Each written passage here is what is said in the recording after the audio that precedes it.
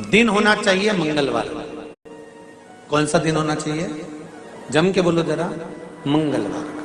विवाह शादी में देरी हो रही हो, या कोई नया कार्य चालू कर रहे हो उसमें देरी हो रही हो, या कोई सर्विस के लिए नौकरी के लिए जा रहे हो और वो कार्य नहीं हो रहा हो, तो एक धतूरा, केवल एक धतूरा, उस धतूरे को फोड़कर उसके अंदर का फल निकालकर उस फल को शिवलिंग पर चढ़ाकर एक लोटा जल शंकर भगवान को समर्पित कर कर आइए। दिन होना चाहिए मंगलवार। कौन सा दिन होना चाहिए? जम के बोलो जरा। मंगलवार का समर्पित करो। उसके बाद में आप विवाह के लिए अगर समर्पित करें हैं तो विवाह में देरी नहीं होगी। व्यवसाय और व्यापार के लिए या नौकरी के लिए समर्पित करें हैं तो उसमें देरी नहीं। तुम जिस दिए में भगवान की आरती उतारते हो, जिस दिए से तुम भगवान की पूजन करते हो, उस दिए की बत्ती को नीचे डाल दीजिए और उस दिए को पानी की बाल्टी में धो दीजिए। कौन सी बाल्टी में? जिस बाल्टी के पानी से आप बच्चे को स्नान करा सको। मारा केवल भगवान पर से ले जाकर, पास में से ले जाकर उस बाल्टी में थोड़ी देर डाल दो और उस बाल्टी के पानी से उस बच्चे को स्नान करा दीजिए। 15 से 20 मिनट, आधा घंटा लगेगा, बच्चे का बुखार पूरा उतर जाएगा। इतना विधान है दीप का। जब आप पशुपति व्रत कर रहे हो या कोई नियम धारण कर रहे हो या कोई आपने नियम उठा रखा है और वो कार्य आपका हो ही नहीं रहा, आपने 2 बार पशुपति व्रत कर लिए, आपने ये कर लिया, आपने प्रदोष कर लिया, आपने सोमवार कर लिया, आपने सारे अनुष्ठान कर लिए, बहुत सारे उपाय भी करे तो भी नहीं हो रहा है, तो इस बीच वाली पत्ती पर शहद लगाकर बाबा का जो शिवलिंग है उस शिवलिंग को इसको छुआ दीजिए या उससे चिपका दीजिए और उस पर अपनी हथेली रखकर कामना कर कर वापिस घर को आ जाइए। बाबा आपकी वो मुराद शीघ्र 3 महीने के अंदर पूरा कर ही देता है, ये पक्का। तो 3 नियम अपनी जिंदगी में धारण कर लें। अगर ठेला लगा रहे हैं रोड पर, अगर आपके पास में कोई व्यापार नहीं, कोई दुकान नहीं, कोई सर्विस नहीं, कोई नौकरी नहीं, 3 नियम जिंदगी में। पहला, एक बार जिंदगी में पशुपति व्रत अवश्य करो। दूसरा, प्रत्येक प्रदोष एक शंकर जी के मंदिर में दिया और एक अपने घर के दरवाजे पर दिया अवश्य लगाओ, प्रत्येक प्रदोष। और तीसरा नियम बना लो, शिवरात्रि महीने की आती है, हर महीने की शिवरात्रि में शंकर जी के मंदिर पर दिया, बेलपत्री के वृक्ष के नीचे दिया, आंवले के वृक्ष के नीचे दिया और अपने घर के दरवाजे पर दिया। ये 4 स्थान पर दिया। प्रत्येक महीने की शिवरात्रि पर लगाना प्रारंभ करो। 4-5 शिवरात्रि निकलेगी, बाबा इशारा कर देगा और तेरी नैया पार। शिवलिंग है, जलाधारी है, पार्वती जी की मूर्त है, गणेश जी की भी मूर्ति है, कार्तिकेय जी की भी मूर्ति है, नंदी की भी मूर्ति है।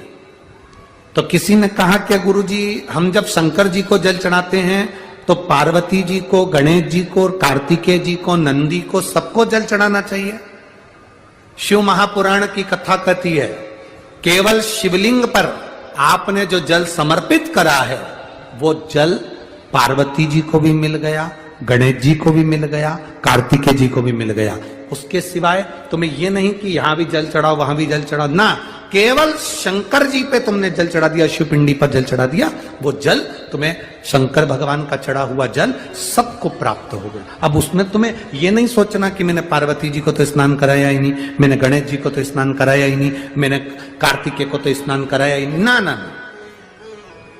शिव जी को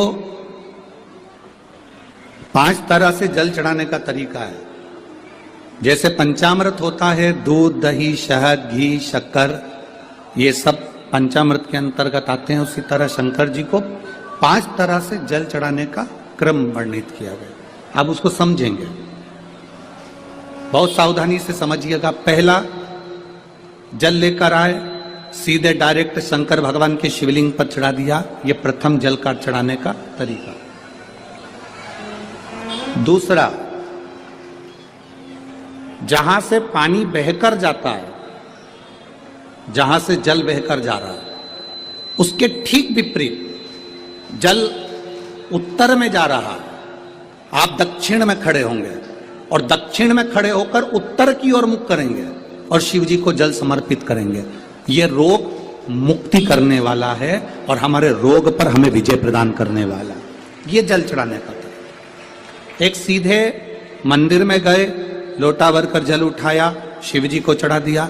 दूसरा जल जहां से पानी बहता है, शिव जी का चढ़ा हुआ जल जहां से बहकर जाता है, उसके ठीक विपरीत में शिव जी का जल इधर जा रहा है तो तुम यहां खड़े हो, तुम यहां बैठो, यहां मत बैठना, यहां मत बैठना, इधर बैठो। अगर रोग का निवारण है यहां बैठो। तीसरा, अशोक सुंदरी से जल चढ़ाते चढ़ाते शिवलिंग तक लेकर जाना और शंकर भगवान के शिवलिंग पर पूर्ण जल समर्पित करना। ये तीसरा तरीका, ये कार्य की सिद्धता के लिए। हम जब किसी से आस ना लगाकर परमात्मा से विनती करते हैं तो वो विनती करने का तरीका। तीसरा। चौथा, शिव जी पे चढ़ा हुआ जल 5 जगह पर समर्पित करना। गणेश जी, कार्तिकेय, अशोक सुंदरी, शिवलिंग और जलाधारी। ये चौथा क्रम है। और 5वां जल समर्पित करना, 5वें नंबर का। शिव जी को 5वें नंबर का जो जल आता है, जो जलाधारी है, ऊपर जिसमें पानी भरा रहता है और नीचे एक एक बूंद टपकता रहता है। जलाधारी में जल समर्पित कर कर उसी जल को बचाकर अशोक सुंदरी वाली जगह पर थोड़ा सा चढ़ाकर उसी में से जल शिवलिंग पर जब हम समर्पित करते हैं तो हम जिस कार्य के लिए जा रहे हैं वो कार्य सफल हो। धतूरे का जो पुष्प है उसको 2 जगह पर समर्पित किया जाता है।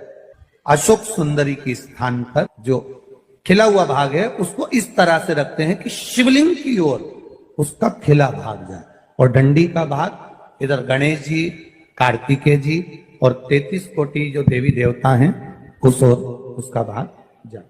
एक। दूसरा, शिवलिंग पर जब हम धतूरे का पुष्प समर्पित करते हैं तो उस फूल का खिला हुआ जो भाग होता है उसका मुख हमारी ओर होना चाहिए। बहुत अंतर है महाराज। कनेर का पुष्प इससे विपरीत में चलता है। कनेर का जो पुष्प होता है उसकी डंडी का मुख हम अपनी ओर रख लेते हैं और खिला हुआ भाग महादेव की ओर कर देते हैं। जिसका व्यापार ना चले, व्यवसाय ना चल रहा हो, बहुत ज्यादा कष्ट में जीवन निकल रहा हो और बहुत ही ज्यादा तकलीफ हो रही हो, तो धतूरे को हल्दी में डुबोकर शंकर भगवान को 12 बजे समर्पित करें। उस धतूरे को वापस उठा लाएं 5-10 मिनट के बाद, श्री शिवाय नमस्तुभ्यम बोलकर लाल कपड़े में उसको बांधकर व्यापार वाली जगह में कहीं पर भी उसको बांध दिया जाए। व्यापार पीछे नहीं हटता, व्यापार अग्रण्य भाव में बढ़ता चले जाता है। महाराज, हल्दी में डुबोना पड़ता है।